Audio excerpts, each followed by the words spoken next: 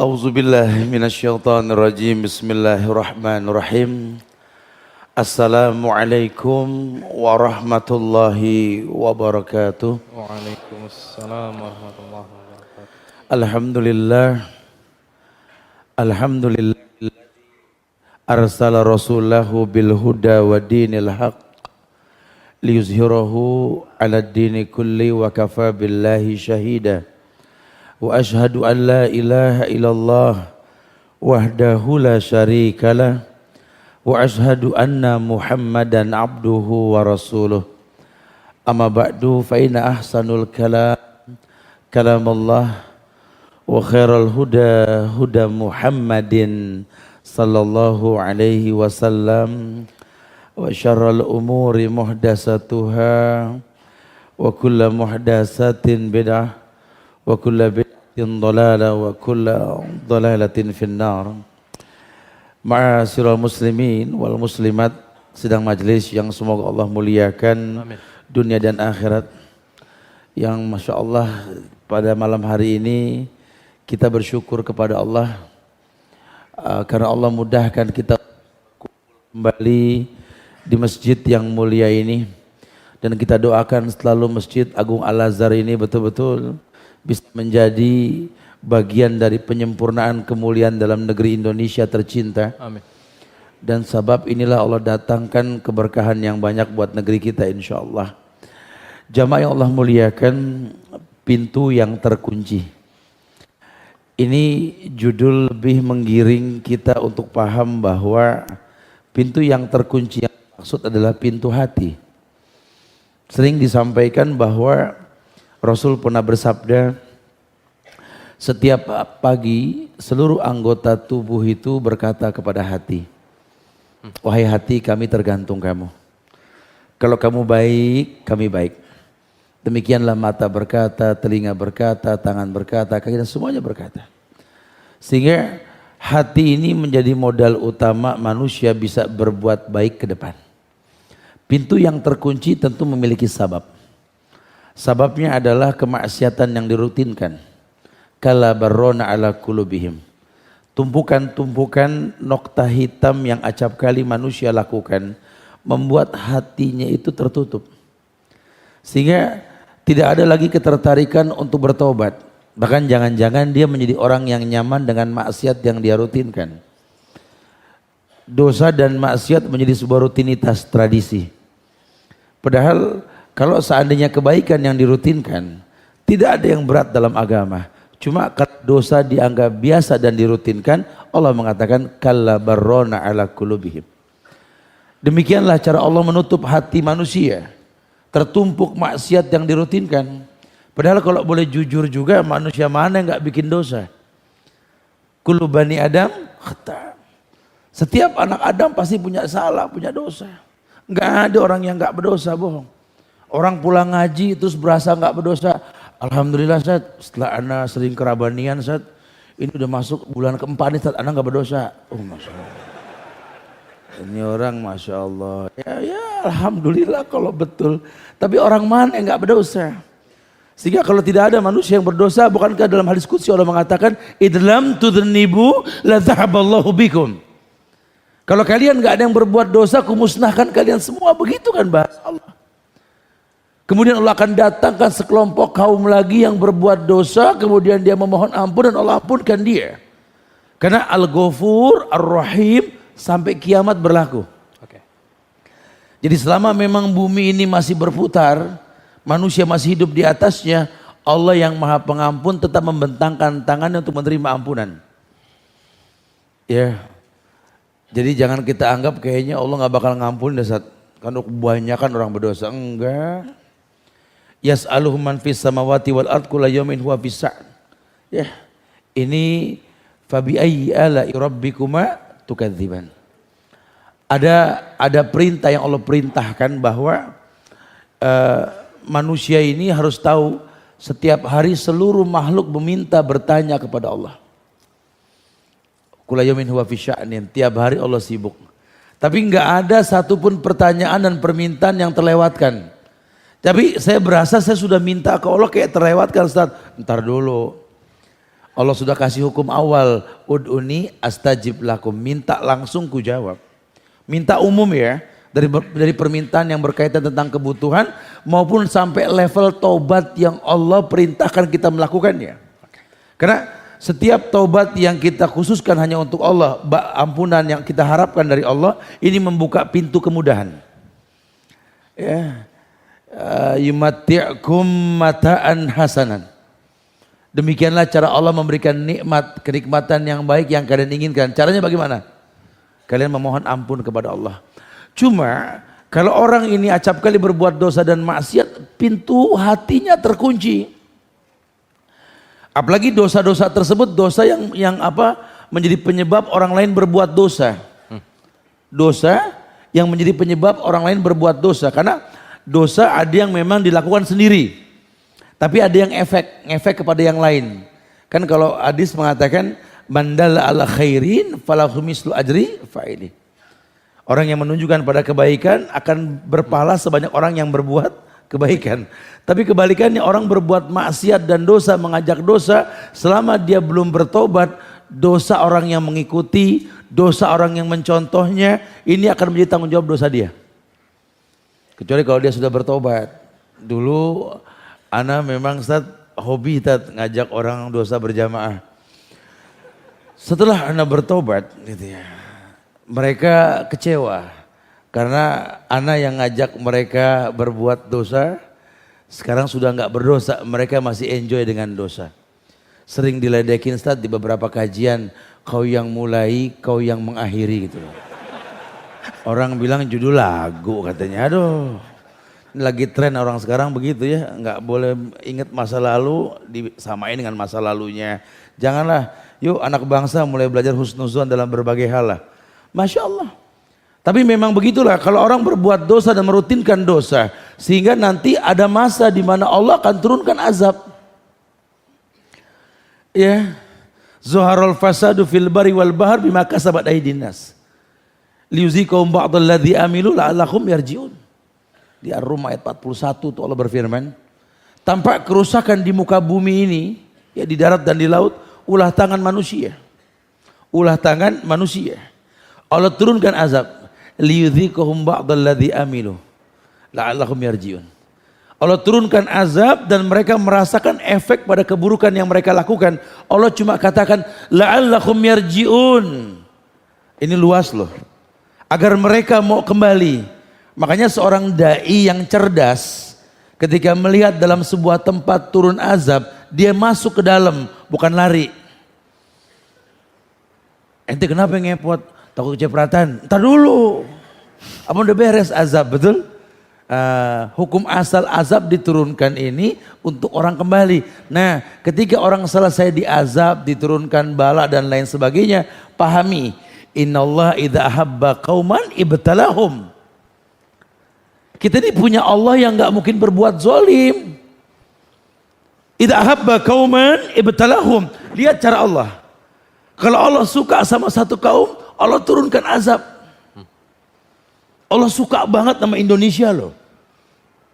Makanya diturunin macam-macam masalah, betul? Penuh deh Al-Azhar sekarang tuh. Kalau nggak punya masalah nggak penuh Al-Azhar. Ya, tanya tuh ya, murid-muridnya Buya Hamka di sini masih banyak, Masya Allah. Subhanallah, ini Al-Azhar jadi sejarah, saksi sejarah anak bangsa. Ya, dengan diuji, kita dengan sekian banyak ujian, lihat. Udah nyaris nggak ada lagi perbedaan antara Nahdlatul Ulama, Muhammadiyah, Persis. Ya karena memang agama bukan itu. Inna dina indallahil Islam. Dan Indonesia butuh Islam. Bukan cuma casing organisasinya, bukan. Ayo kembali. Yang nyuruh kembali siapa? Bukan aneh, Rasul. Idza tabayatum bil ina wa akhadtum ajnabal baqar wa raditum bizar'i wa taraktumul jihad sallallahu alaikum zullan la yanji'u hatta tarji'u ila dinikum. Riwayat Bukhari wa Muslim. Idza tabayatum bil ina.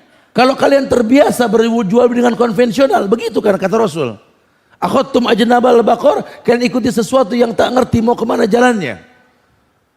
Raditum bizar'i, kalian enjoy dengan perekonomian. Taraktumul jihad, kalian tinggalkan jihad. Sallallahu alaikum zullan la yanjiu hatta tarji'u ila dinikum. Allah akan selalu liputi kalian dengan permasalahan yang tak kunjung selesai. Mau selesai, kembali ke dalam agama. Agama yang maksud adalah Islam. Orang pun begitu. Ketika maksiat dia rutinkan, ini membuat dirinya sulit untuk kembali. Makanya bahasa Allah tadi di Ar-Rum ayat 41, la'allahum yarji'un. Ustadz sampai stroke ringan udah nyampein, bukan enggak? Temen sampai bosan ngelihat muka dia, masih enggak paham juga. Udah Allah turunin deh azab. Ya azab jangan diidentikan sama gempa bumi. Hidup gersang ma'isatan donka. Ya, hidup yang gersang, kehidupan yang terasa asing di tempat sendiri. Ma'isatan donka. Betul. Ini orang-orang yang seperti ini sudah mulai banyak. Wa man a'radu an dzikri fa inna lahu ma'isatan donka. Wa nahsuruhu yaumal qiyamati a'ma. Akan terjadi seperti itu. Orang kalau udah jauh dari mengingat Allah, Allah kasih kehidupan yang hampa. Ma'isatan donka. Semua dia punya, cuma bingung mau ngapain. Nah, itu yang terjadi. Kita punya negeri yang baldatun thayyibah, negeri yang Masya Allah. Apa sih yang gak ada di negeri kita, semuanya ada. Ya jujur semuanya ada. Tapi Masya Allah, tetap aja nyari kerja susah. Ya, ini negeri hampir tiap rumah ditancepin pipa keluar air. Tetap aja 4.000 segitu.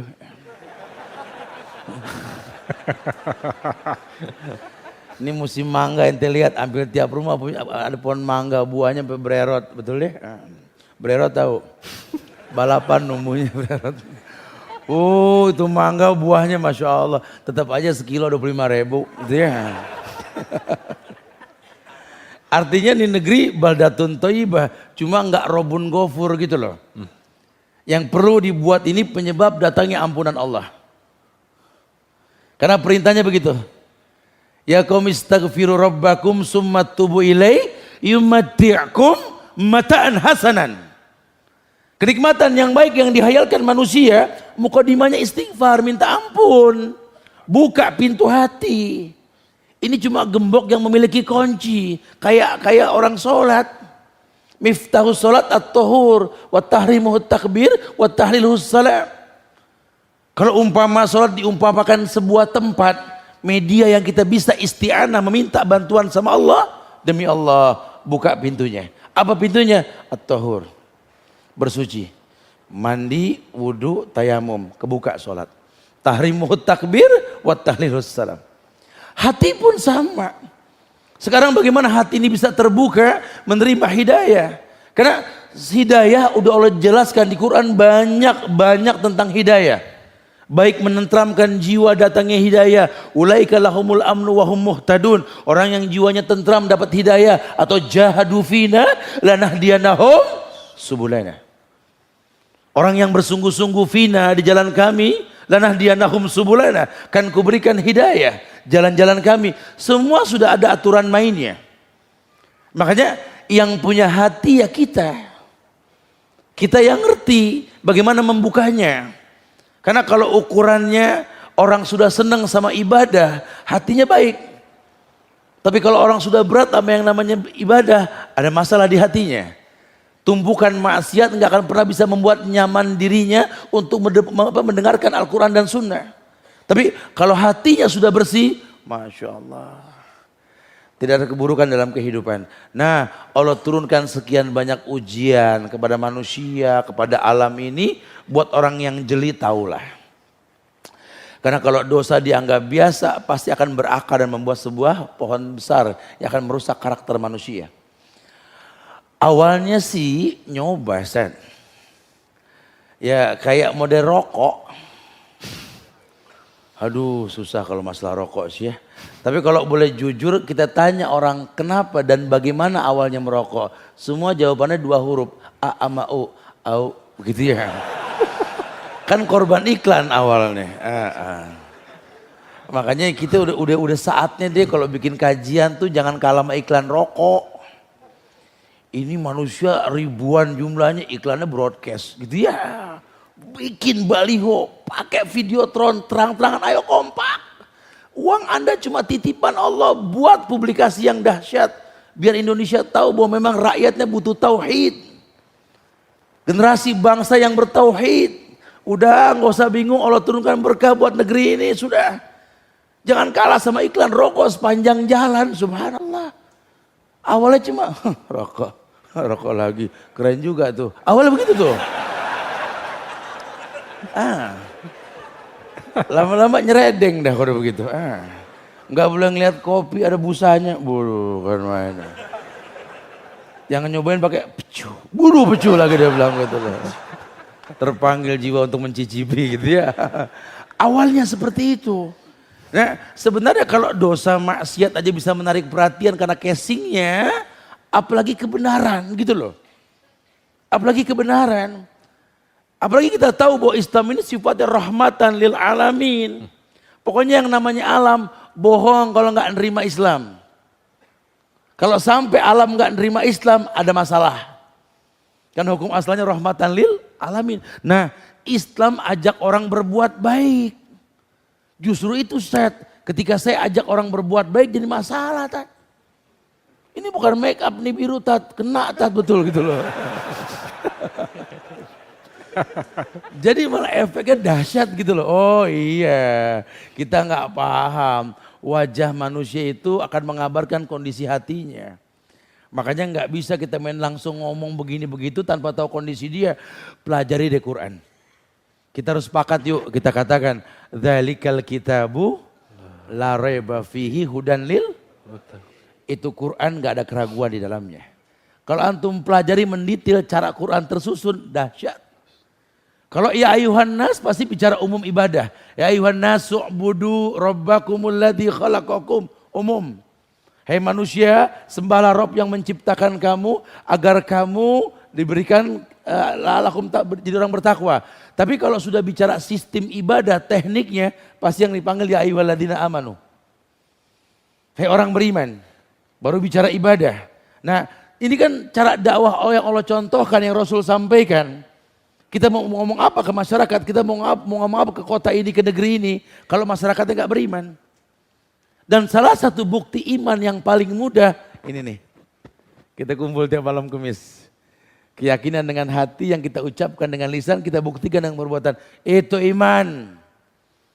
Kalau iman sudah merata, iman sudah betul-betul mendarah daging di hati manusia, janji Allah, la fatahna alaihim barakatim minas sama'i wal ard. Allah bukakan berkah yang banyak dari langit dan bumi. Kalau sudah bicara berkah, kita nggak bicara kaya atau miskin.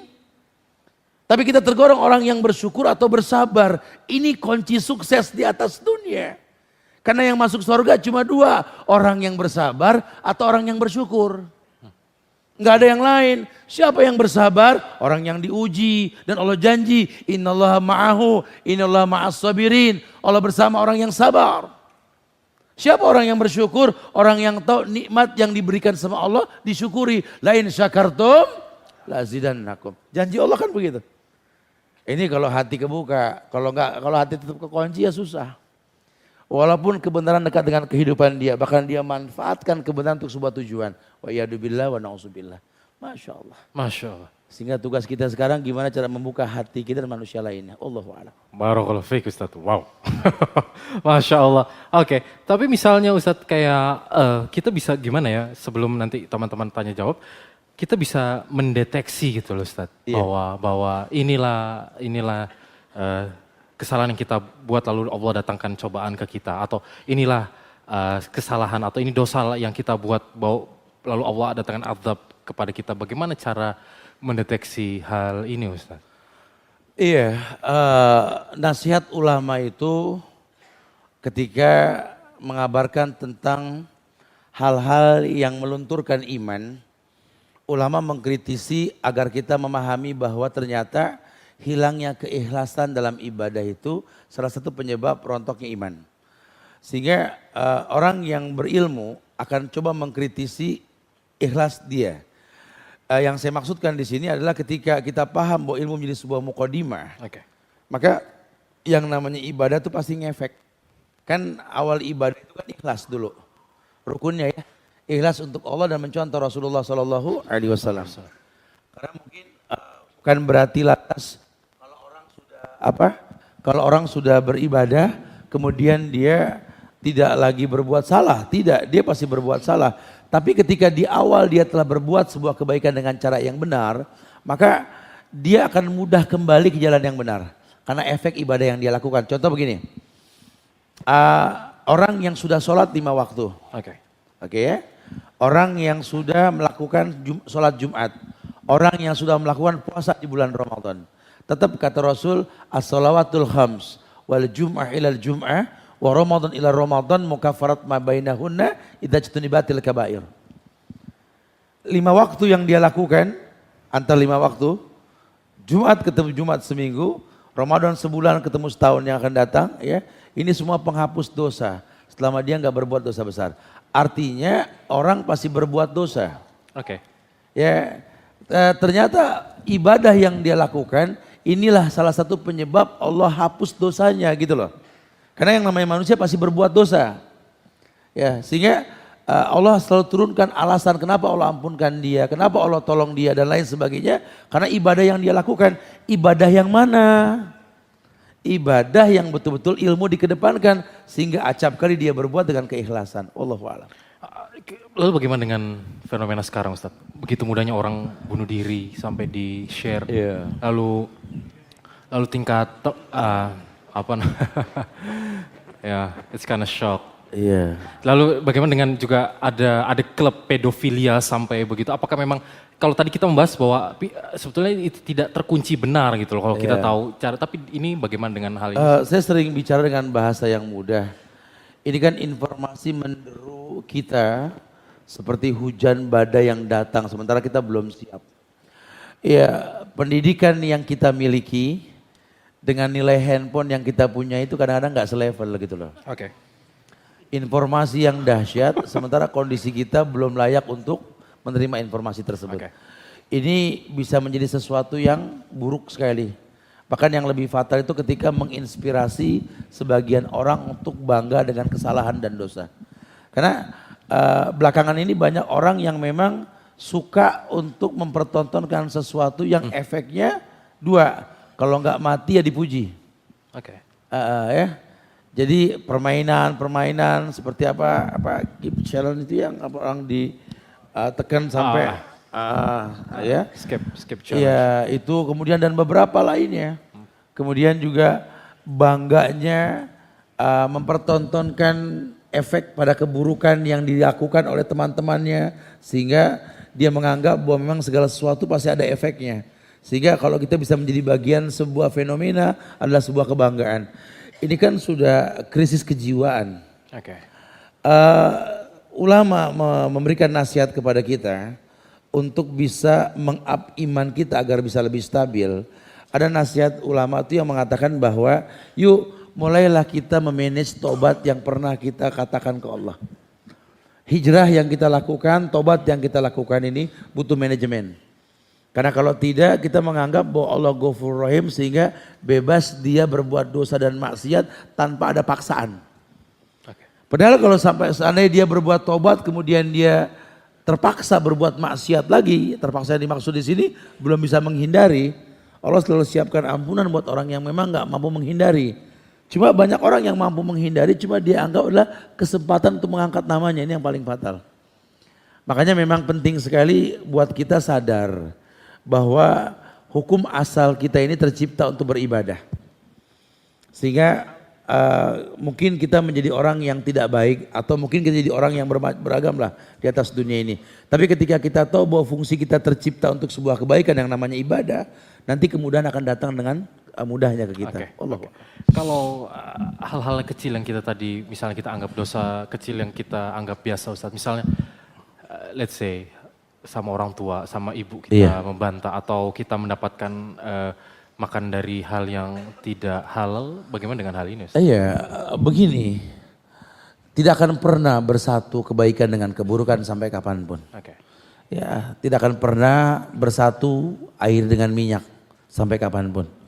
Kecuali di mangkok mie itu ya. Nice. Sebelum kena gitu. Ya artinya tidak akan pernah bersatu lah baik dengan buruk ya. Makanya ketika banyak orang berbuat sebuah kebaikan, cuma dia mengkolaborasikan dengan kemaksiatan yang dia rutinkan, tetap akan berbuah. Cuma buahnya adalah keburukan. Di mana ilmu yang Masya Allah ini tidak pada wadahnya, itu yang terjadi.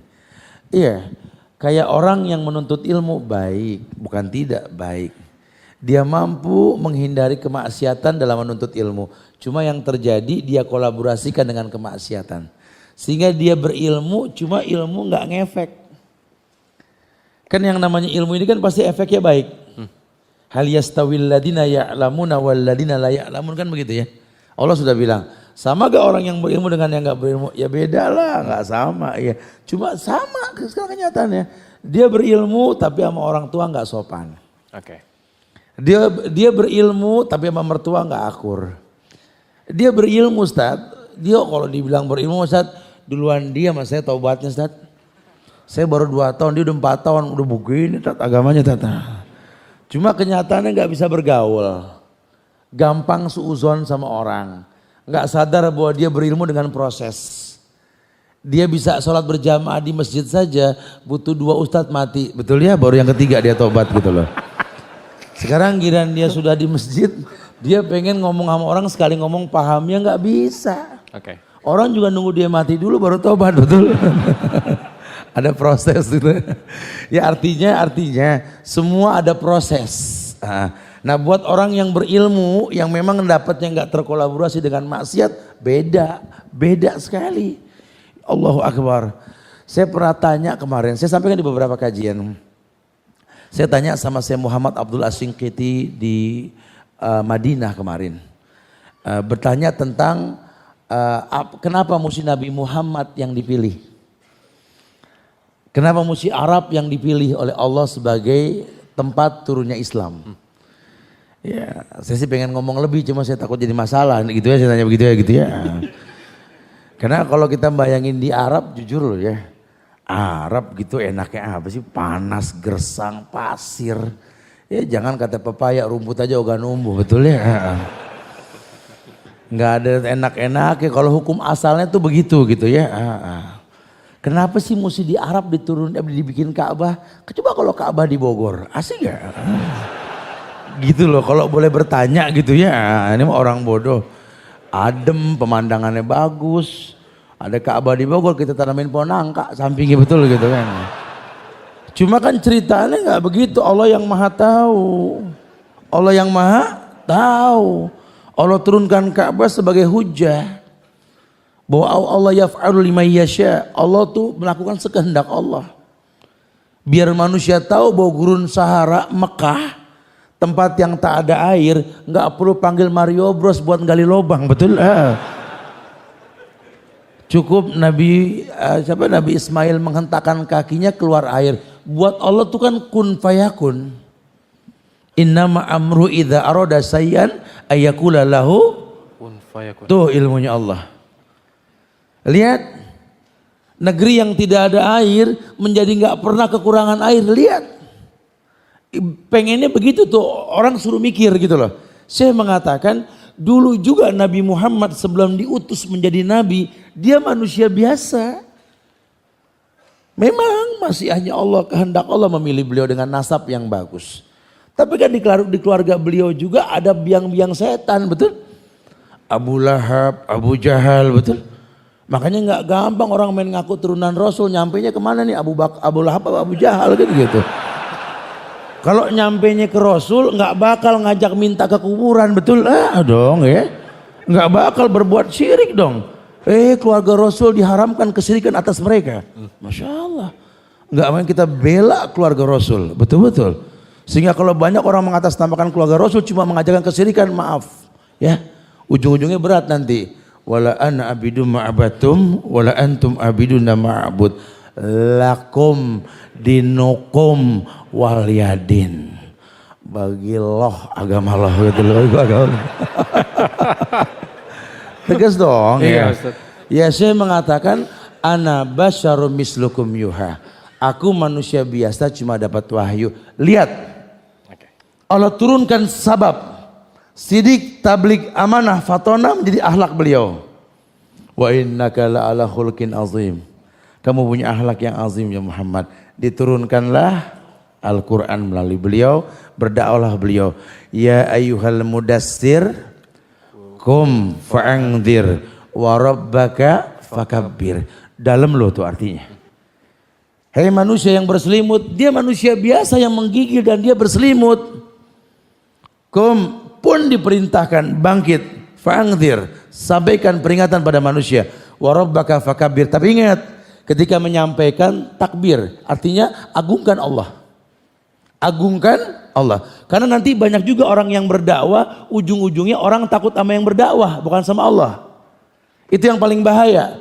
Kayak orang tua nyuruh anak sholat. Sholat. Cuma takutnya sama yang nyuruh. Yang nyuruh pergi. Aman, aman. Begitu katanya. Itu yang jadi masalah. Warabbaka fakabbir. Rob kamu agungkan. Gitu loh. Bawa Allah. Ini yang ku sampaikan memang qala Allah wa qala Rasul. Tolong kalau sudah qala Allah wa qala Rasul. Jangan dibubarin. Betul. Tell me. Ya. Jadi kalau landasannya jelas qala Allah wa qala Rasul wa qala sahabat. Yuk bangsa kompak. Buka Al-Ahzab ayat 36. Wa ma kana lil mu'minin wala mu'minatin idza qadallahu wa rasulahu amran ayakuna lahumul khiyaratu min amrihim. Udah. Ente muslim, konsekuensinya kalau Allah berfirman, Nabi bersabda, sahabat menjelaskan, katakan sami'na hahwadana. Masya Allah. Nice. Barakallahu fiik Ustaz. Jazakallahu khair. Oke. Kita sebelum masuk ke pertanyaan dari sosmed, kita sambung dengan pertanyaan teman-teman dulu Ustaz ya. Oke. Dimas. Oke, silakan Dimas. Oke, kita akan buka pertanyaan 3 ikhwan dan 3 akhwat. Siap-siap, oke ini mulai dari brothers dulu. Brothers boleh? Silakan. Boleh. Silakan ada yang mau bertanya? Oke, teman kita yang paling depan ini. Oke, silakan. Silakan sebutkan nama dan usul. Pas mic-nya. Terima kasih. Silakan. Pertanyaannya diharapkan sesuai tema. Buat yang sisters tolong dipersiapkan panitia boleh. Oh iya, kita himbau teman-teman jangan foto-foto atau jangan memvideokan kajian karena kita punya teman-teman yang secara resmi ya. Nanti insya Allah akan diupdate ke YouTube. Terima kasih. Silakan yang mau bertanya.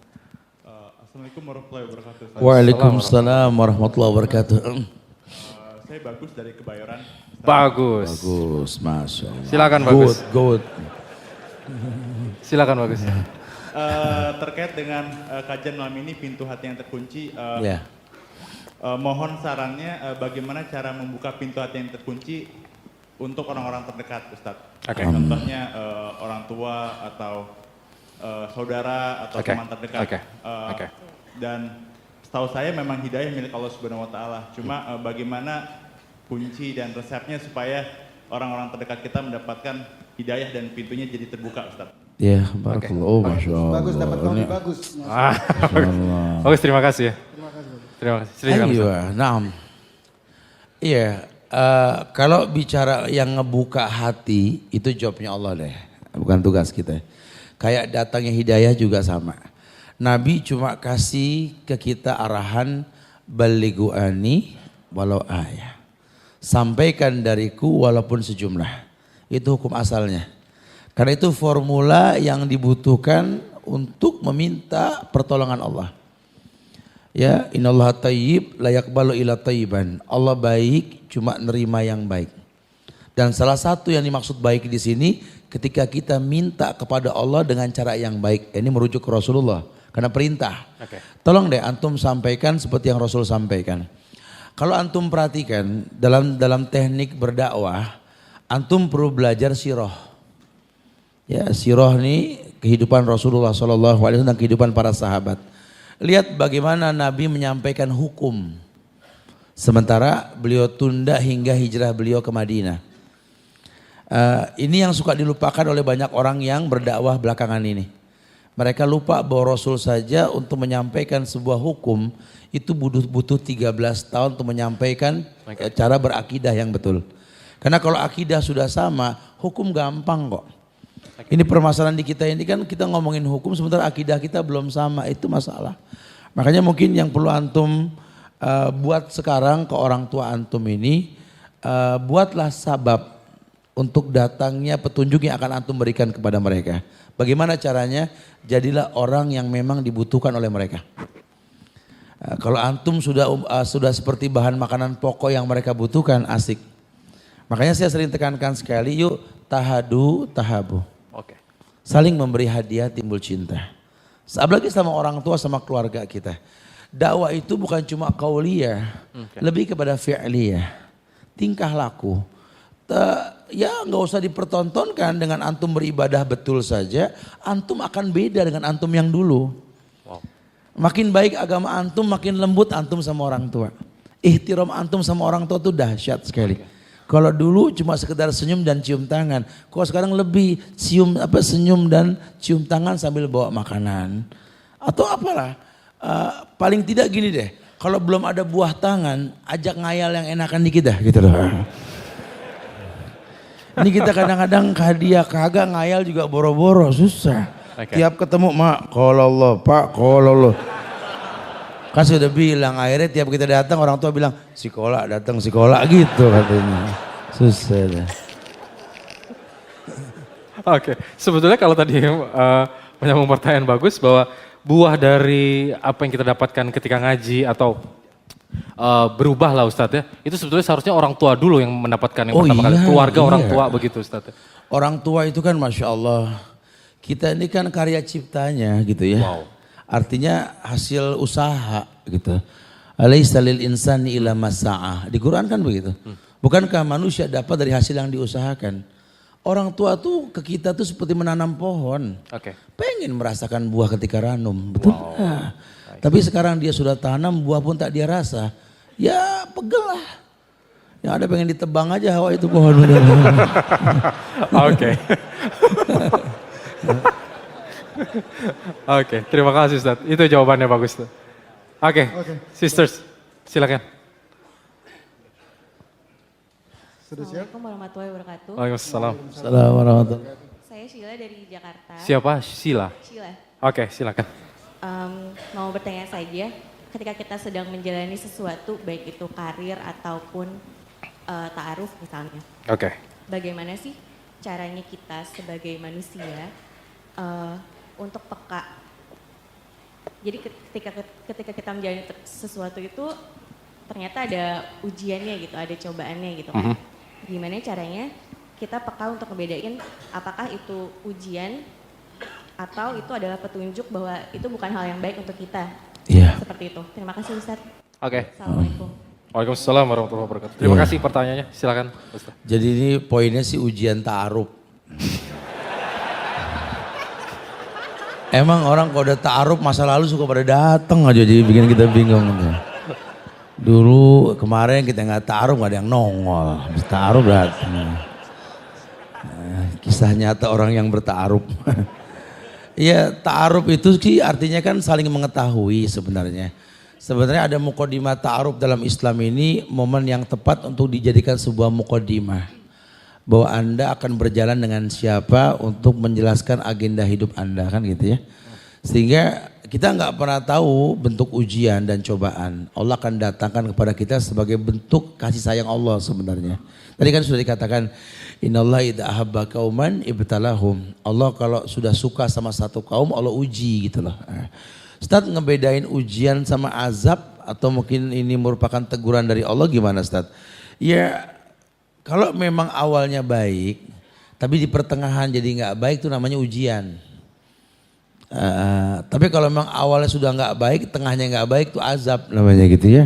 Tapi tetap lahum yarjiun agar kembali. Makanya kita kalau udah ngelihat oh tuh kan emang niatnya nggak baik sih. Jadi ketika berusaha untuk dapat yang baik ya hasilnya nggak baik. Astagfirullahaladzim. Buru-buru istighfar gitu loh. Ya.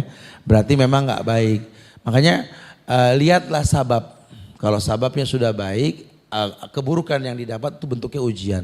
Tapi kalau sababnya buruk, kemudian dia merasakan keburukan, itu yang dikatakan azab. Wallahu musta'an. Nah. Ya, kalau misalnya tadi Sila bilang ta'arufnya, misal ta'arufnya di depannya baik, lalu ada cobaan, biasa di anak muda Ustaz, tergiur apa segala macam, itu justru harus dihindarkan ya. Iya, betul sekali. Jangan terus, oke, ini udah ta'arufnya udah baik startnya, terus kan baik ya mau kenalan apa segala macam. Ini salahnya kita kadang-kadang dalam ta'aruf itu mumpung ada yang mau sih, begitu ya. Oke. Agenda hidup bro, maksudnya. Oke. Kita mau berumah tangga ini kan bawa agenda. Ini rumah tangga mau kemana nih, kan udah kita agendakan dulu sebelumnya. Saya pengen punya rumah tangga yang asik-asik aja deh, yang kurang lebih lah. Saya pengen punya pasangan yang tahu bahwa saya ini manusia biasa, tempat salah dan dosa, gitu ya. Tapi insya Allah tidak ada keinginan kecuali sebuah kebaikan yang saya hayalkan. Sampaikan. Sehingga nanti ketika menjalani rumah tangga memang dia tahu, ya udah target saya cuma itu, nggak lebih dari itu. Karena ketika kita keluar dari konsep hidup yang kita buat sebagai agenda, sebenarnya awal sebuah kerusakan. Oke. Contoh yang paling gampang lah, Ukhti pernah suka sama lelaki di kampus yang model rambutnya oleh Yahfat, betul ya? Anak-anak kampus kan tahu sendiri rambutnya macam-macam kan. Ada yang belah pinggir sampai belah pinggir banget gitu, ada yang rambut begini gitu. Okay. Masa dekat dengan dia dalam kondisi seperti itu indah. Sekarang rambutnya udah gaya, malah ribut mulu. Bilang sama pasangan kita, kayak dulu lagi dia rambut gitu ya. Artinya sebenarnya kita orang yang berubah. Kita bukan kita yang dulu sehingga masalah selalu datang. Okay. Makanya fungsi ta'aruf itu kan untuk memperkirakan ujian yang akan datang. Dengan kita mengenal dia ya kita nggak tahu ujiannya apa, cuma udah kebayang lah gitu ya. Apa sih Anda orang Sunda tertarik sama orang Padang, ya insya Allah lah saya suka sama dia ini. Ujian udah kelihatan lah seputar bumbu dan masakan, betul ya? Karena beda rasa dong, beda rasa karena wallahu alam. Oke, Sila. Gimana Sila, cukup jelas ya? Oke, kita sebelum terima kasih Ustaz Jazakallah. Sebelum Barakallah. ke Brothers, pertanyaannya ada pertanyaan dari sosial media nih. Oke Ustaz, pertanyaannya. Assalamualaikum Ustaz. Saya ingin bertanya apakah dosa besar bisa diampuni dengan cara sholat taubat dan agar tidak mengulangi lagi, mungkin itu maksudnya.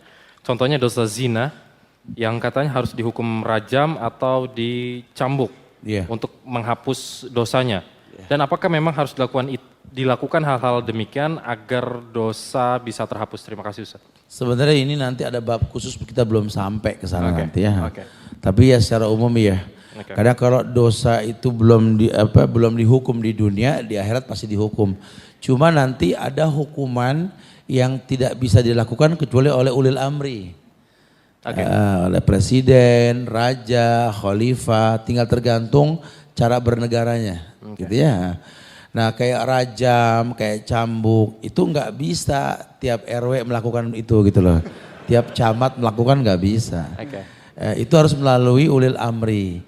Makanya kalau pemerintah yang muslim tahu hukuman ini sudah tertulis dalam Quran dan Sunnah, tidak dilakukan, maka dia akan menanggung dosa yang banyak, dosa rakyat ini. Ini kalau kita ngomongin begini sebelum pemilihan pemimpin, nggak ada yang mau mimpin habis ini. Main suruh-suruan, ente aja dah jadi presiden anak muda gitu. Karena berat sekali ya. Dan itu nggak main-main. Ya buat kita sih yang berbuat dosa tersebut ya cukup bertobat. Kalau bicara sholat tobat ada khilaf lah, kita nggak bahas di sini. Tapi yang pasti dia bertobat secara umum. Ya, dia tidak dicambuk, dia tidak dirajam Ustaz. Iya, karena hukuman tersebut wajib dilakukan di negeri yang memang pemimpin yang melakukannya. Kalau tidak juga bagaimana Ustaz? Dia bertobat. Okay. Dia bertobat. Dosanya ditanggung oleh pemerintah. Wallahu a'lam bishawab. Nah. Oke. Terima kasih Ustaz. Oke, Brothers. kita berlanjut ke Brothers. Ada yang bertanya? Ya. Sebelah utara ternyata sudah nunjuk duluan. Sebelah utara. Silakan. Di passing. Silakan berdiri. Silakan sebutkan nama dan usul. Lalu diharapkan pertanyaan sesuai dengan tema kajian malam ini. Dan persiapan untuk sister setelah ini nanti ke sister insya Allah. Assalamualaikum Ustaz. Waalaikumsalam warahmatullahi wabarakatuh. Nama Abu Sahal tinggal di Siapa? Abu Sahal. Abu Sahal. Itu nama asli. Enggak, Kunya. Nama antum siapa? Salahuddin Ayub. Siapa? Salahuddin Ayub. Salahuddin Ayub. Masya Allah, nama antum bagus. Salahuddin Ayub. Pasar Minggu Jalan Timur. Oke, silakan. Jadi gini Ustaz, masalah iman yang merata yang tadi antum katakan. Sekarang kan negeri kita sedang diisukan, ditakut-takuti dengan jika Cina menguasai negeri kita gitu kan. Anda pernah dengar tentang kisah yang antum sampaikan, sahabat mengatakan jika Yahudi dan Nasrani jika melihat wajah kami, mereka masuk Islam gitu kan. Pertanyaannya, kalau seandainya iman kita sudah merata di negeri ini, jadi apa yang kita takuti jika seandainya Cina masuk ke negeri kita, bukankah bisa saja mereka masuk Islam gitu? Ya cukup sekian. Assalamualaikum. Oke, terima kasih Salahuddin Ayub. Sebenarnya kemarin kedatangan salah seorang raja negeri Islam ke negeri kita cukup jadi contoh buat kita tuh. Oke. Ketika orang khawatir dengan penampilan Islam, ketika orang khawatir dengan hal-hal yang memang ada dalam Islam, untuk datang ke sebuah tempat yang mungkin gak akan pernah menerima Islam, terbukti semuanya gak ada masalah. Kenapa? Kita pertontonkan bahwa jihad yang paling utama itu dengan harta. Ketika kita bisa jadi anak muda yang sukses, bangsa yang kreatif, bangsa yang tidak suka jadi pengekor, bangsa yang bangga kecil kepala teri lebih mulia ketimbang gede ekor kakap gitu loh ya. Yuk jadi bangsa yang punya harga diri. Yuk jadi bangsa yang jangan bergelantungan dengan benalu-benalu yang nempel di pohon kita sendiri. Sudah saatnya kita lihat. Ini satu kisah nyata yang bisa kita lihat bahwa sesungguhnya manusia pada akhirnya menerima syariat. Karena ketika Allah katakan bahwa Islam rahmatan lil alamin itu bukan sebuah dusta. Cuma kitanya yakin atau tidak itu permasalahannya. Makanya kita sering adakan pengajian di Rabbanian ini kan untuk menjadikan sebuah tradisi yang namanya agama itu rutinkan gitu loh. Yuk buat sebuah kegiatan rutin ngaji, yuk belajar, yuk dekat sama ulama. Sampai tuh agama memang betul-betul iya memang kita butuh ini. Dulu mungkin orang menganggap kajian malam Kamis, malam capek, ngaji, aduh enggak ada saat, enggak, ngantuk juga enggak. Karena agama asik, harusnya dibuat seperti ini. Nah kalau anak bangsa sudah ngerti bahwa agama itu adalah asik, udah tinggal nunggu waktu deh. Kalau yang tua susah pada dibilangin, kita tungguin aja berapa lama lagi sih ya. Kan yang muda yang ganti habis ini betul lah, paling enggak seperti itulah. Kalau tadi, oke. Kalau boleh gak sih Ustadz kita, atau tepat gak sih kita takut berlebihan tadi seperti Salahuddin katakan gitu terhadap sebenarnya ancaman-ancaman? Itu timbul, ya salah satunya karena hati kita terkunci. Oke. Kalau hati kita terbuka, kita akan tahu ayat yang mengatakan la yadurukum man dhalla idza tadaitum. Tidak ada yang membahayakan kalian kalau Allah sudah kasih hidayah. Oke. Ustaz seling mengulang-ulang mayyahdihi falamudillala wa mayyudlil falahadiyalah. Pegang, itu kelasnya kelas anak kecil. Dulu zaman Rasul anak kecil diajak ngomong begitu sama Rasul. Ya gulam, annal ummata law ijtama'at ala ayaduruka la yaduruka illa bi syai'. Aw ijtama'at ala ayanfa'uka la yanfa'uka illa bi syai'. Dulu itu gulam itu di atas sobi 9 tahun. Oke. Nabi bilang, anak 9 tahun sini. Begitu loh bahasa gitu deh. Seluruh manusia berkumpul ingin membahayakan kamu. Enggak ada yang bahaya kecuali Allah izinkan. Wow. Seluruh manusia pun menjanjikan kebaikan. Enggak ada janji itu baik kecuali Allah izinkan. Tuh. Dulu anak kecil tuh paham. Sekarang pada tua pada gak paham di atas, Masya Allah. Susah gitu. Oke, nice. Ya. Ya, Ustaz. Terima kasih Ustaz. Oke. Dan sebelum menyambung, kalau misalnya orang berbuat dosa terus kita lihat nih ada teman berbuat dosa. Ya. Hidupnya boleh beda lah dosa-dosa dari hal yang kecil sampai yang besar. Terus akhirnya dia juga tidak pernah Allah tegur lah ya. Sampai akhirnya timbullah ungkapan dosa tidak berjendol, Ustaz. Bagaimana dengan hal ini, Ustaz? Itu istilah dosa tidak berjendol tuh 96, 97 tuh. Udah lama itu ya. Iya, masalahnya bukan jendol nggak berjendol, ini dosa bro. Iya. Oke. Kan faman ya'mal misqala dzarratin khairan yarah wa ya'mal misqala dzarratin syarran yarah. Ini semua ada balasannya gitu loh. Ibnu Qayyim tuh di kitab Ad-Dawa-Dawanya dahsyat tuh. Beliau kabarkan setiap dosa itu rona Oke. ala qulubihim. Pasti memiliki nokta hitam dalam hati manusia.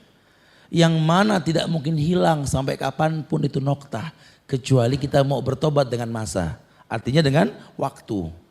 Ya seperti antum cemplungkan sesuatu yang membuat keruh air. Ya solusinya ya cemplungkan air yang banyak, keruhnya hilang dengan sendirinya. Butuh masa, butuh waktu. Makanya beliau mengatakan dalam kitabnya ini yang kita bahas kali ini, yuk buatlah hal-hal yang bisa mencegah itu terjadi. Oke. Ya kita hijrah, kita bertobat sulit banget Ustaz. Tapi mempertahankan hijrah dan taubat tuh jauh lebih sulit lagi nantinya gitu loh. Makanya butuh media. Kita butuh media yang seperti ini. Sekarang udah alhamdulillah kita sudah kajian di beberapa tempat dan bahkan kita bikin roadshow-nya keliling kemana-mana. Alhamdulillah ala kulli hal. Ini bisa menjadi sebuah penyebab terhalangnya kita kembali ke masa lalu. Oke. Karena yang menyebabkan iman lemah dan rontoknya iman itu ketika kita menganggap masa lalu itu indah. Ketika orang masih menghayalkan indahnya masa lalu, dia akan mengulang masa lalu tersebut. Padahal orang boleh saja kembali ke masa lalu untuk mengislah masa lalunya. Oke. Kayak kita nih kumpul alumni ya, reuni atau apa silakan. Tapi bukan untuk merasakan indahnya masa lalu. Ya ini kan yang udah-udah orang kejebak dalam masa lalunya. Oke. Sehingga dia bangga dengan dosanya. Itu yang sebenarnya membuat dia sulit untuk membuka hatinya sendiri. Padahal kalau dia mau bandingkan, hidayah yang dia dapatkan sekarang ini mungkin karena kebaikan yang dia rutinkan. Atau mungkin dua orang-orang di sekeliling dia. Atau mungkin memang pernah ada kebaikan yang dia nggak berasa melakukannya. Wallahu a'lam. Nice Ustaz. Nice. Jazakallah khair Ustaz. Oke, mungkin ini pertanyaan terakhir untuk sisters ya. Ya, oke. Ya, silakan sisters. Nanti kita akan lanjutkan di bawah insya Allah. Siap. Silakan. Assalamualaikum warahmatullahi wabarakatuh. Waalaikumsalam warahmatullahi. Perkenalkan Ustadz, nama saya Windy dari Depok. Widi. Windy. Ya. Ya, Oke, silakan Windy dari Depok. ya. Ustadz mau tanya tentang tema yang terkait pintu yang terkunci. Tadi kan Ustadz di awal menerangkan bahwasanya jika kita melakukan kejahatan, kemaksiatan itu seperti tradisi dan kita kadang tidak menyadari kita sedang melakukan itu. Lalu gimana sih atau tameng apa sih yang harus kita lakukan biar kita sendiri itu terhindar dari perbuatan yang dosa, mengarah ke dosa atau yang tercela tersebut selain kita mengingat kematian. Kadang kan kalau kita mengingat kematian, oh iya kita banyak dosanya ya. Tapi setelah hilangnya fenomena kematian dalam otak kita pasti lupa dan kadang kita berbuat dosa lagi. Misalnya aja kita ngomongin orang lain di belakang gitu. Atau itu yang pertama gimana sih mengingatkan kita dan mengingatkan orang lain dengan yang baik gitu. Terima kasih. Wassalamualaikum warahmatullahi wabarakatuh. Waalaikumsalam warahmatullahi wabarakatuh. Iya. Sebenarnya sudah disampaikan tadi bahwa ketika sulit dia untuk berbuat sebuah kebaikan, jauh lebih sulit untuk mempertahankan kebaikan. Makanya ketika dia sudah berbuat baik, dia butuh situasi dan kondisi yang bisa mencegah dia untuk berbuat tidak baik gitu ya.